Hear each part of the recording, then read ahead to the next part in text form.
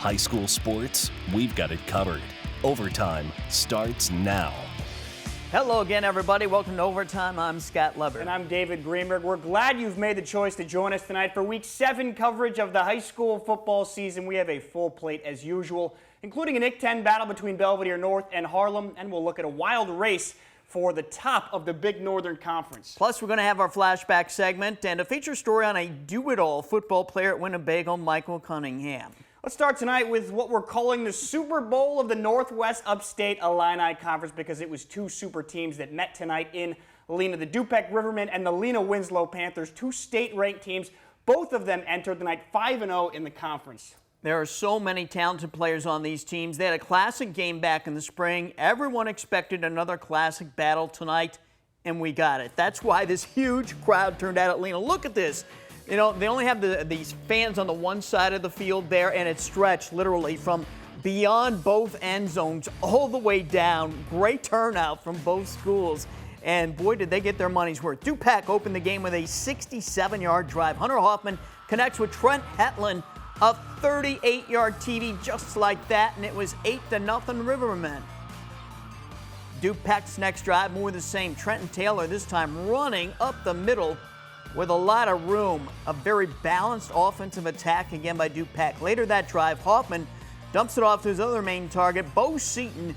Bo knows what a touchdown feels like. That's a 14-yarder. It was 14-0 early in the second quarter.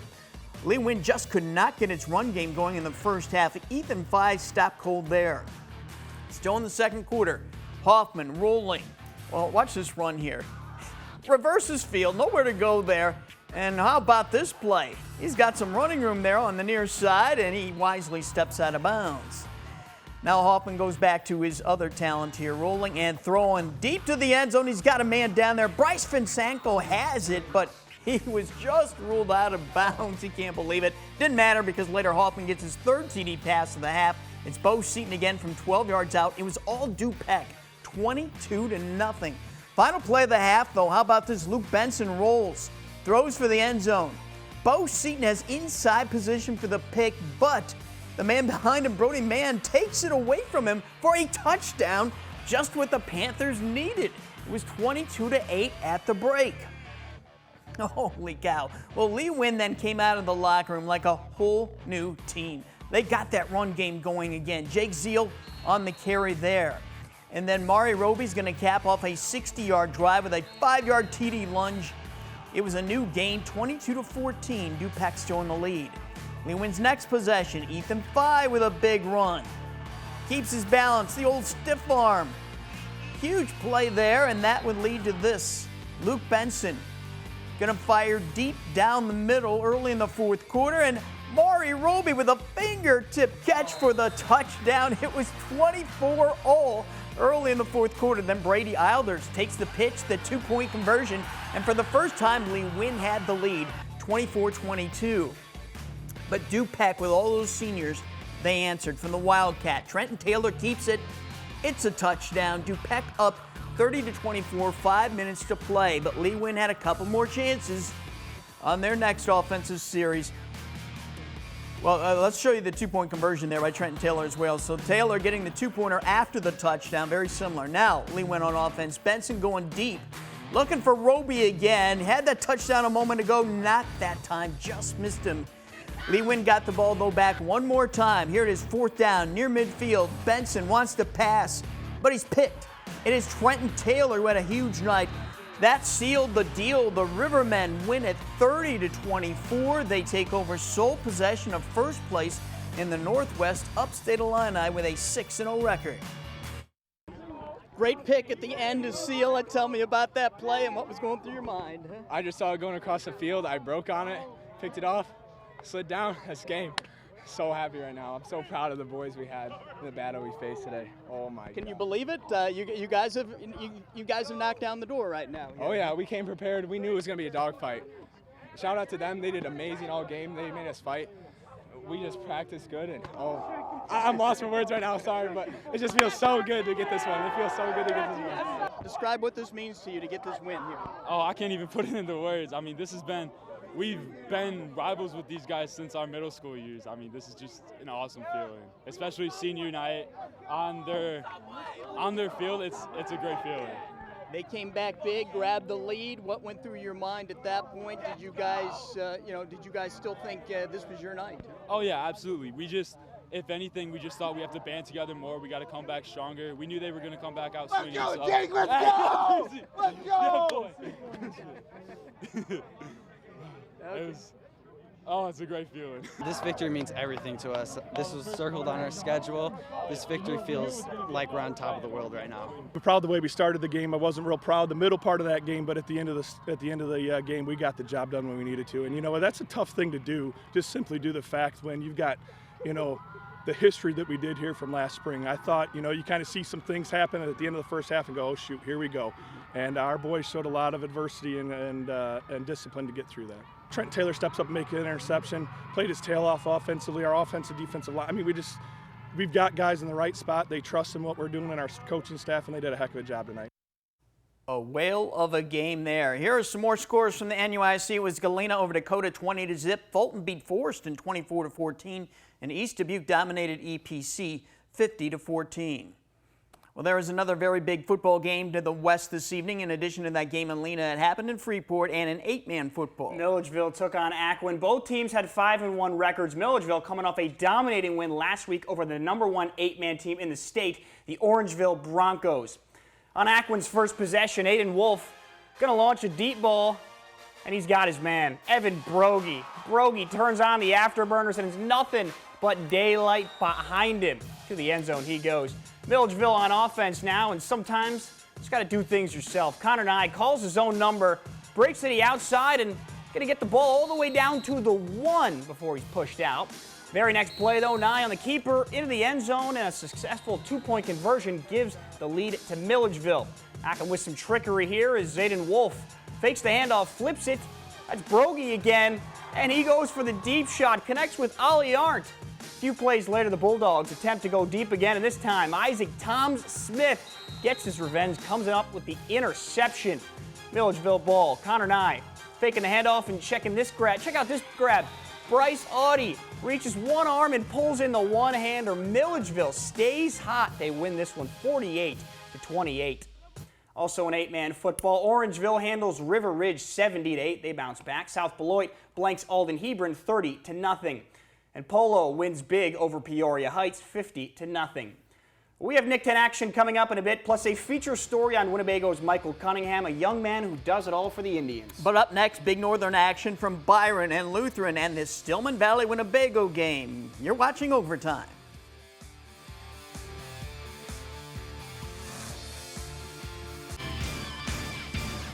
Well, going into tonight, one game was all that separated the top 4 teams in the Big Northern Conference. Stillman Valley was one of those teams in the mix with a 5-1 record and a 5-game winning streak. Winnebago fell out of the conference race when it lost its first 2 games, but the Indians have been playing real well in recent weeks and have positioned themselves with a shot at the playoffs. So it was a big game for both of these teams tonight at Winnebago. Big night for the folks in the band, too. And what a game it was. Late in the third, up 7-zip, Stillman's fullback Jory Spain plows into the end zone, making it 14-0.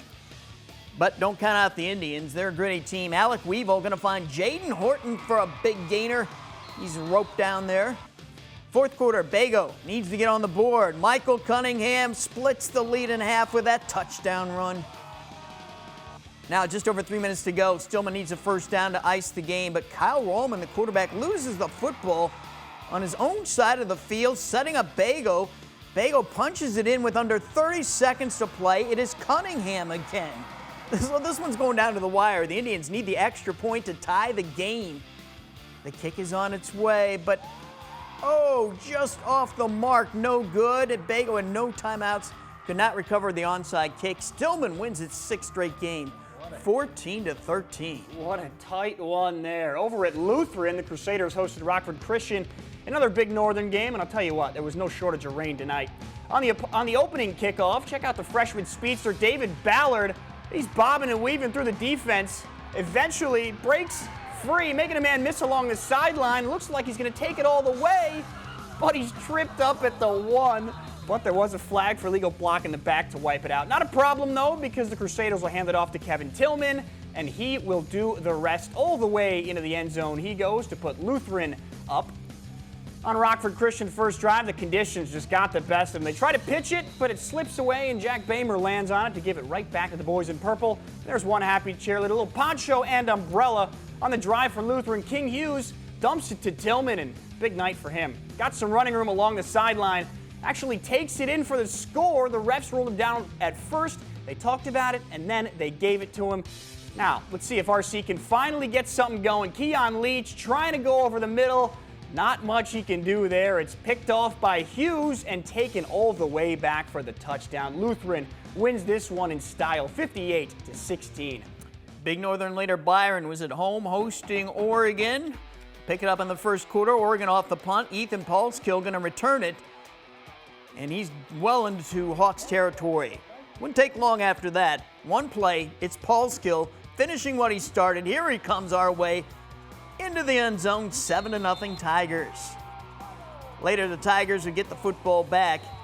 Kai Aiken, one of the underclassmen on this team who's really come on this season, looked like he fumbled the football, but the refs say no, he crossed the goal line first, so that's another touchdown, 14-0. Oregon punted, so the Tigers again, and this time it's Chandler Binkley. The cutback breaks through. He's being chased. Will they catch him? They do. But not in time. It's another touchdown. 21-zip early on. Byron wins big, 49-7. In the big one in Dixon, Genoa Kingston came out on top, and with the Dukes, 34-19, and North Boone beat Rock Falls, 31-22. So the race for the Big Northern Championship looks like this with 2 weeks to go. Byron's still in control at 7-0. Genoa Kingston and Stillman Valley are right behind at 6-1, and Dixon is now 5-2. Well, we have seen some thrillers in the Nick 10 the last 2 weeks. Would it be the same tonight? We're going to find out next as we travel around the Nick 10, including a stop at Belvedere North where the Blue Thunder and Harlem collided.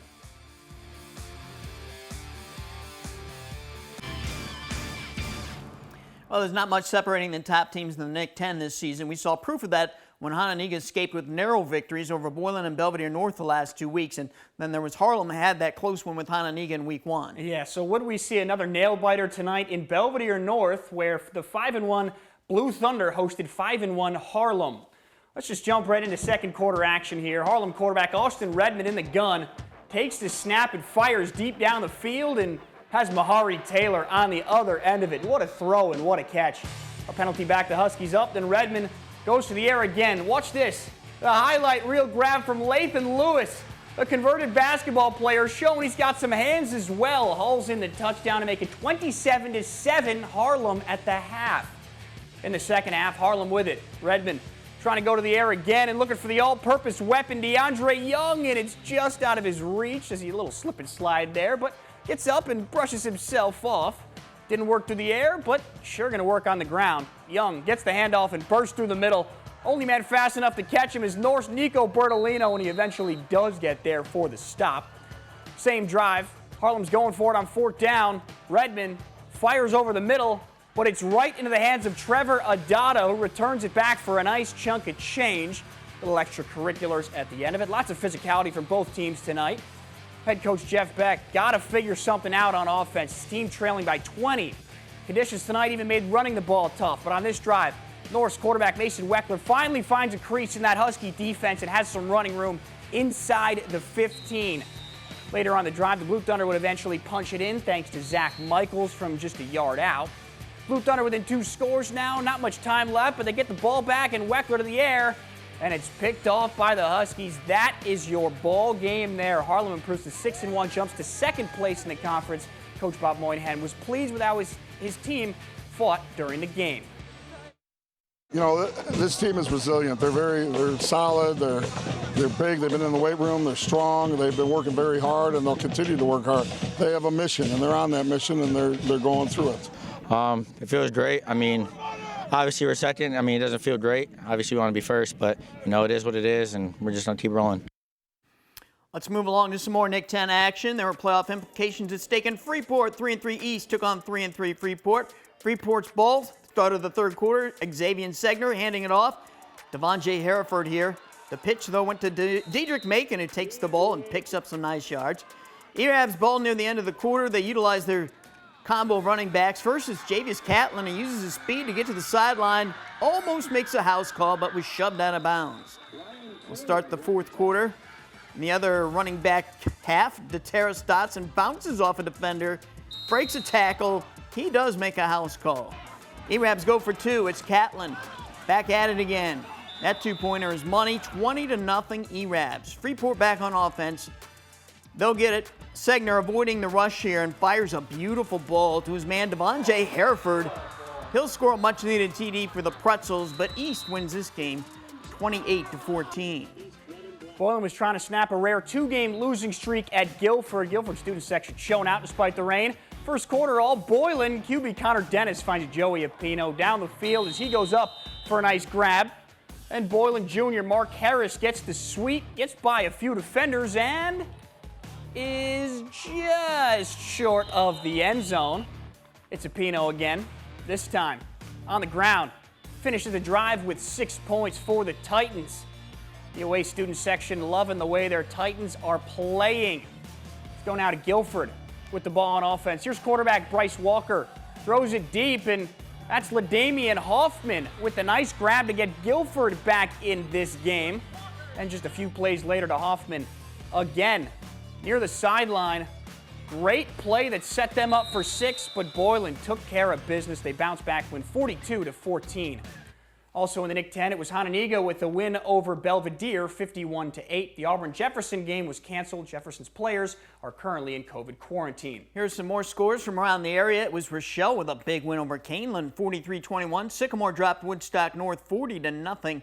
DeKalb fell to Naperville Central, 48-20. Marengo won a close one against Plano, 21-20, and Harvard took care of Sandwich, 29-24. Let's take another break, but do not go anywhere. When we return, we'll meet a Winnebago football player who rarely comes off the field. He is truly an MVP type of guy. In baseball, there's what we call a five-tool prospect. And in football, there's just Michael Cunningham. A senior at Winnebago High School, Cunningham excels in all facets of the game, on offense, defense, and especially on special teams. We feature him this week in our Spotlight segment. On Friday nights in the fall, the Winnebago Indians often put the ball in the hands of Michael Cunningham.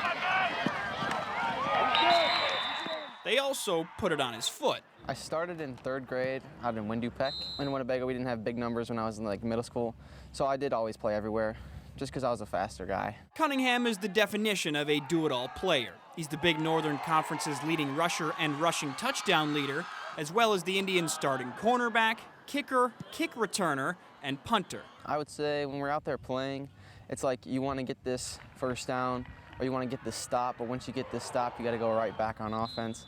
And then you want to kick that field goal, but you want to get that first down. And you want to get that touchdown, but you want to get the field goal. So it's always different. While Cunningham just takes it one play at a time, his real passion is kicking. And for years, from morning until night, he's practiced in his backyard. I started kicking when I was in 2nd grade. My dad put a field goal post up in the backyard. Saw the guys on Sunday do it, so thought I could do it. I mean, I like playing all the positions. You get to help the team in every way.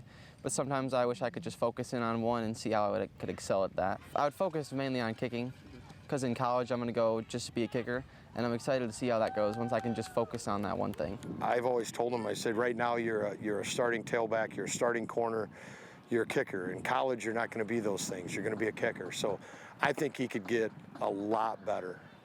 Not that he's not already really good, but I think he could get a lot better when that's his sole focus. Having so much responsibility and knowing what goes into every aspect of the game, I asked Michael if he ever considered a future in coaching. Yes and no. I coached the Powder Puff game, and I'm way too intense. So I'm not sure if I could be a coach or not, but it would definitely be something I would like to do, but I'd have to contain myself. Even though Cunningham can do it all for the Indians, he's humble about his talents. No, one person cannot win the game. I couldn't do it without the line, the quarterback, the receivers, the D-line, the linebackers, nobody else. It's those same traits that make him a leader, not overly outspoken, but one who leads by example. You know, I could count on one hand how many times the kids miss the weight room. I mean, he built himself into what he is, and he did that through hard work and being humble and just trying to find a way to get better every day. What a tremendous athlete. Coach Helm had nothing but the best things to say about Michael, and I wish I had that much room in my backyard at home. That'd be real nice. Yeah, all that practice. I've been doing this a long time. He is one of the best kickers that we have seen. Yeah, and like his coach said, you know, there's still a lot of room to improve to whenever and wherever he decides to go to college. Yeah, and don't forget he did coach Powder Puff too, so he's got that on his resume also. Yes, he does. Well, let's take one final time out. Here's another overtime flashback. It was September 27th, 2002. The Akron Bulldogs and Eastland Pearl City Wildcats put on the granddaddy of all shootouts. They combined for a state record 152 points. Eastland Pearl City quarterback Cam Kniss passed for 420 yards. He had 5 touchdown runs and 3 touchdown passes. Akron quarterback Kevin Schleich passed for 5 touchdowns. It seemed the last team with the ball would win, and that's the way it played out. Akron outscored Pearl City 78-74. The 74 points scored by Pearl City was also a state record for the most points scored in a game by a losing team. Each week we spotlight a play of the week. It is the best play caught on our cameras. Back to Lena Winslow, where Luke Benson, right before halftime, rolls and throws deep. Bo Seaton's there for the interception, but Brody Mann says, I am not giving up on this play. Mann just takes it right away from him for the touchdown there. An incredible play there. That is our play of the week. Be sure to catch Overtime every Friday night through the season live at 11 p.m. here on Fox 39. We also rebroadcast it Sundays at 9 on Fox 39. And for highlights and scores anytime, go to our website, mystateline.com. Well, that's our show. We'll see you again next Friday. Have a great weekend.